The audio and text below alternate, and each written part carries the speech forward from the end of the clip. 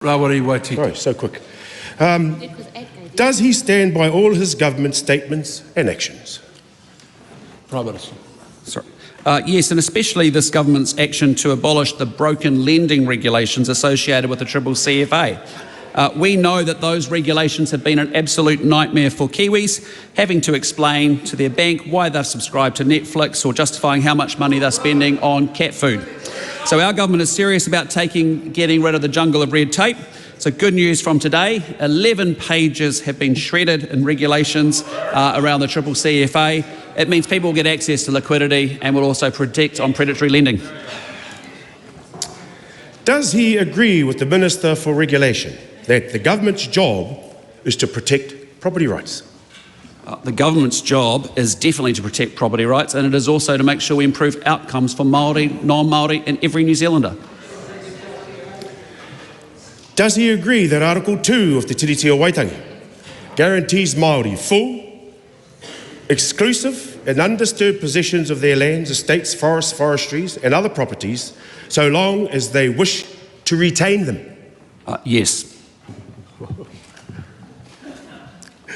Why then is he amending the Marine and Coastal Area Act to make it possible for the courts to recognise Māori rights over their foreshore and seabed as guaranteed under Te Tiriti o Waitangi? Yeah. Well, what we are doing here, as we have explained, is we're taking No, excuse me, would you like to hear the answer? I've been respectful to you. I expect respect the other way. So what I just say to you is we are passing the amendment to Section 58. Just quiet for a minute. Quieten down. It's a serious matter, so we'll just hear the answer in silence. Yep, thank you. Look, the government's amending the Marine and Coastal Area Act to clarify the test for CMT. We are very proud of the legislation that actually a national-led government passed in 2011 that actually legitimately recognises Māori customary title and also balances the legitimate use of coastal areas for all New Zealanders. Unfortunately, under the court action, that threshold has been lowered. All we are doing is restoring it back to what was intended by this Parliament in 2011. Making it harder. Supplementary. By overruling the Court of Appeal... Supplementary question, Winston Peters. Could I ask the Prime Minister, does he agree with that brilliant legal scholar, Sir Apranangata's version of the Treaty of... Hang on, just... When I'm speaking, you keep quiet, right? Yeah. Please, Or what? Well, you'll be gone in 5 minutes, that's what? Sorry, we're not hearing this. Question time is a question and answer, it's not a debate time. So, Right on Winston Peters, start his question again. I'm asking the Prime Minister, does he agree with that brilliant legal and Maori scholar, Sir Apranangata, his version of Article 2 of the Treaty of Waitangi, or the Te Pāti Māori or the Te Pāti Radicals version of the Article 2 of the Treaty of Waitangi? The Right Honourable Prime Minister. What I would say is we are making sure that we get the balance right by restoring the legislation, the intention of the legislation that was passed in 2011, which recognises Māori customary rights and also protects the legitimate rights of all New Zealanders. That is what is happening here. The courts have lowered the threshold and we are just restoring it to what it once was. Uninterrupted action. Waititi. By overruling the Court of Appeal judgment that, quote, far from recognising and promoting customary interests, the Marine and Coastal Area Act would in many cases extinguish those interests, end quote. Is his government seeking to extinguish Māori rights and interests over our foreshore and seabed? No, what we're doing is making sure that we ensure that the legislation that Parliament passed that balanced quite rightly the customary rights of Māori and recognised those appropriately and also protected the legitimate interests of all New Zealanders is actually the legislation that's in operation. Supplementary. By overruling the Court of Appeal judgment that, quote, Te Tiriti had been breached by Crown failures to protect customary rights and interests, and Mecca would entrench and perpetuate those breaches, end quote, is his government seeking the theft of our foreshore and seabed? Oh, dear. No, absolutely not. The Court of Appeal ruling changed the nature of the test and it materially reduced the threshold. What we are doing is making sure that we can recognise Māori customary right and also protect the legitimate rights of all New Zealanders.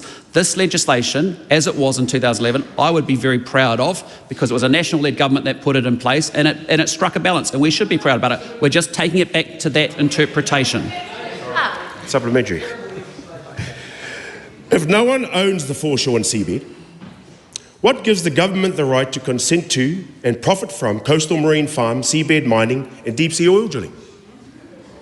Well, I just say to that member, what we are making sure is that we are balancing economic, cultural and environmental interests across New Zealand.